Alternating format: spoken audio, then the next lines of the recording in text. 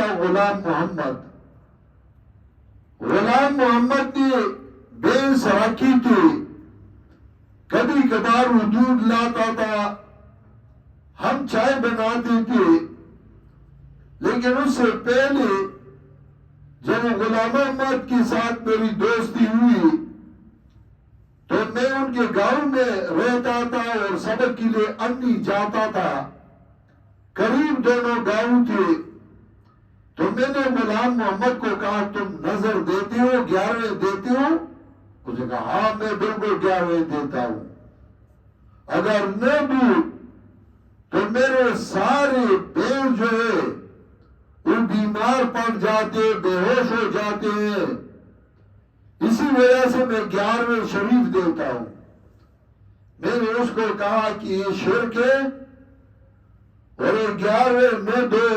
میں نے اس کو مسئلہ سمجھایا. اس نے کہا ٹھیک ہے میں نہیں دوں گا, لیکن اگر میرے بھینس کو کچھ ہوا تو پھر میں نے کہا انشاءاللہ کچھ بھی نہیں ہوگا. اس نے کہا ٹھیک ہے. ایک دن میں نے کتابیں بغل میں اٹھائے اور میں جا رہا تھا مدرسہ. لوگ دوڑ رہے تھے. میں نے پوچھا کیا ماجرا ہے؟ لوگوں نے کہا غلام محمد کے سارے بھینس مر رہے ہیں. میں سمجھ گیا. فوراً میں واپس آیا, کتابیں رکھی اپنے کمرے میں. غلام محمد کے ڈیرے پہ گیا. جب میں گیا تو سارے بھینس بے ہوش پڑے ہیں اور ان کے منہ میں جاگے, بھینسوں کے منہ میں, ہر بھینس کے منہ میں جاگے اور بے ہوش پڑے. بہت سارے لوگ جمع ہیں تماشا کے لیے, دیکھنے کے لیے.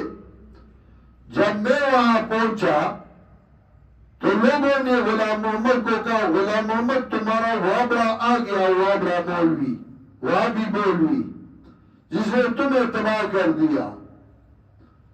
غلام محمد نے میرے طرف دیکھا. میں نے کہا پرواہ نہ کرو انشاءاللہ سارے ٹھیک ہو جائیں گی.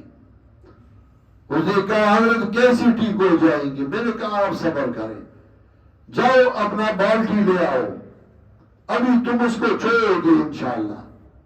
اس نے کہا مر رہے. میں نے کہا تم بالٹی لے آؤ. اس گھر گیا, بالٹی لے آیا. میں نے اپنا جوتا نکالا اور میں ایک بھینس کے پاس کھڑا ہوا. میں نے جوتا اٹھایا اور میں نے کہا لا حول ولا قوت الا باللہ. اور جب میں نے جوتا بھینس کے سر پہ مارا فوراً بھینس اٹھ گئی اور کڑی ہوئی.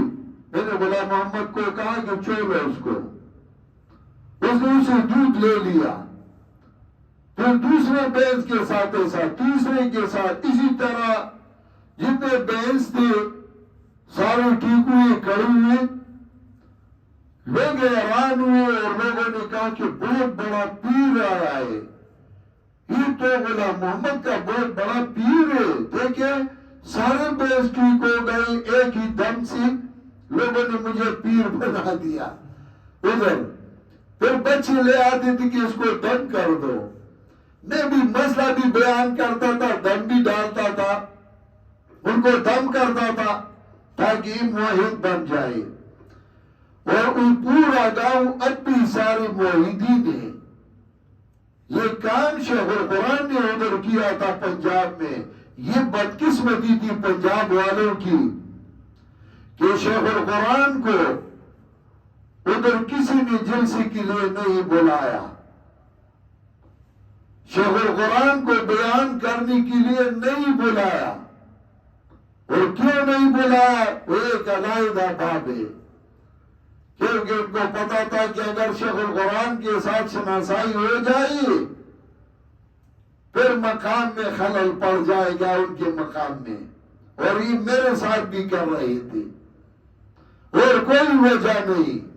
میرے ساتھ بغض اور حسد جو رکھتے ہیں صرف اسی لیے کہ پنجاب کے عام لوگ جو ہیں, جو اکثر علماء ہیں, وہ محبت کرنے والے ہیں. چند ایک دو تین گرانے ہیں جو یہ نہیں چاہتے کہ کسی کا تعارف ہو پنجاب میں.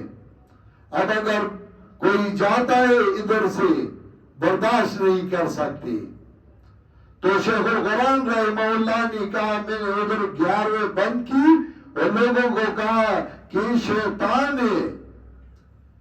بینس کی رگوں کو پکڑتا ہے، بے ہوش بنا دیتا ہے تاکہ آپ لوگوں کی عقیدے کو خراب کر دے. شیطان یہ کام بھی کرتا ہے. اسی وجہ سے اللہ نے فرمایا یا معاشر الجن قد استکثرتم من الانس، کہیں گے اللہ اے گروہ جنات بلا شبہ بڑی تعداد میں کی تھی تم نے انسانوں میں سے گمراہ. وقال اولیاء من الانس ربنا استمتع بعضنا ببعض، اور کہیں گے دوست ان کے انسانوں میں سے اے ہمارے رب فائدہ حاصل کیا تھا ہم نے آپس میں ایک دوسرے سے، ہمارا فائدہ یہ تھا کہ ہمارے کام ہوتی تھی، ہمارے کام پوری ہوتی تھی.